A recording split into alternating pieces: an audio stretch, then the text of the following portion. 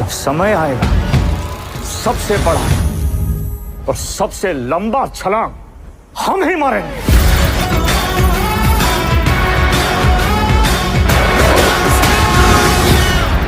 अरे आज राजा का बेटा राजा नहीं बनेगा, राजा वही बनेगा जो हकदार होगा, बन जाएगा।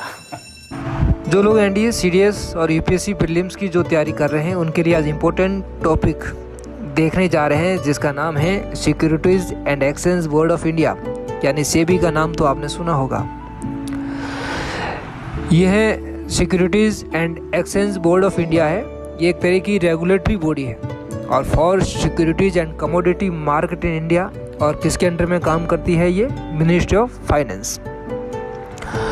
उसके बाद इसकी स्थापना 12 अप्रैल 1988 में हुई थी और पहले ही ये एग्जीक्यूटिव बॉडी थी। उसके बाद इसको स्टैट्यूटरी पावर दिया गया था 13 जनवरी 1992, यानी 30 जनवरी को दिया गया था। और किसके अंडर में? थ्रू द सेबी और एक्ट 1992 में।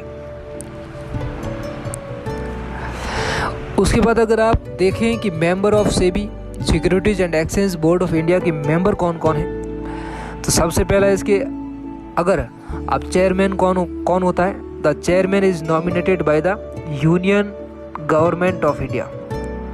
उसके बाद इसके 2 मेंबर होते हैं, the 2 member officers from the union finance ministry, यानी 2 सदस्य केंद्रीय वित्त मंत्रालय के अधिकारी होते हैं। उसके बाद 1 member from the reserve bank of India, RBI से 1 मेंबर आता है, ध्यान रखिएगा। और उसके बाद the remaining 5 member are nominated by the union government of India. और बाकी जो 5 मेंबर होते हैं ये भारत की केंद्र सरकार, द सेंट्रल गवर्नमेंट के द्वारा इनको नॉमिनेट किया जाता है।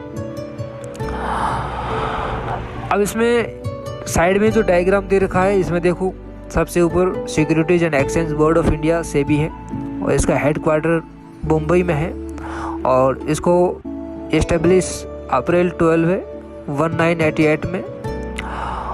और पहले ये एग्जीक्यूटिव बॉडी थी, उसके बाद स्टैट्यूटरी बॉडी इसको 30 जनवरी 1992 में बनाया गया और ये एक प्रकार का रेगुलेटरी एजेंसी है। और इसमें आज टोटल एम्प्लॉई लगभग 867 से भी एबो है, ठीक है। ये 2020 का आंकड़ा है। अब अगर आप देखें तो 2023 चल रहा है, तो लगभग आज 900 के आसपास इसके सदस्य हैं। उसके बाद में इसके कार्य क्या है, फंक्शंस क्या है सेबी के, एक तो ध्यान रखना, एक तो SEBI is the quasi legislative and quasi judicial body which can the draft regulations, conduct inquiries, pass ruling and impose penalties. एक तो ये अर्ध विधायी और अर्ध न्यायिक निकाय है जो नियमों का मसौदा तैयार कर सकता है और किसी भी नियम की जांच कर सकता है, अपना फैसले दे सकता है और किसी पे भी जुर्माना लगा सकता है। उसके बाद also issues guideline for disclosure of information and the operational transparency for investor protections, the pricing of issue bonus and the professional issue and other financial instruments. ये निवेशक सुरक्षा मुद्दों के मूल्य का निर्धारण कर सकता है, बोनस दे सकता है, तरजीह मुद्दे जितने भी प्रकार के वित्तीय उपकरण के लिए जानकारी दे सकता है और किसी भी प्रकार के लिए दिशा निर्देश या खुद रूल्स बना सकता है। उसके बाद एक क्वेश्चन है, अगर ये टॉपिक हो सकता है कि ये किसी भी यूपीएससी के एग्ज़ाम में, एनडीए या सीडीएस के एग्ज़ाम में ये क्वेश्चन आ सकता है। तो इसमें सवाल में बताया गया है, which of the following functions is the performed by the securities and exchange board of India, यानी सेबी। ये किस तरीके से है, इसका कौन सा कार्य इसकी सेबी के द्वारा किया जाता है। तो पहला है the regulating credit rating agencies, बिल्कुल सही है। दूसरा है सुपरवाइजिंग कमोडिटी एक्सचेंज, बिल्कुल सही है।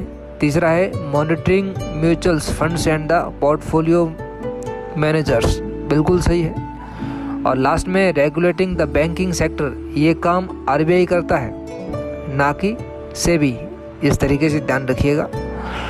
इसके साथ ही हमारे चैनल को सब्सक्राइब करें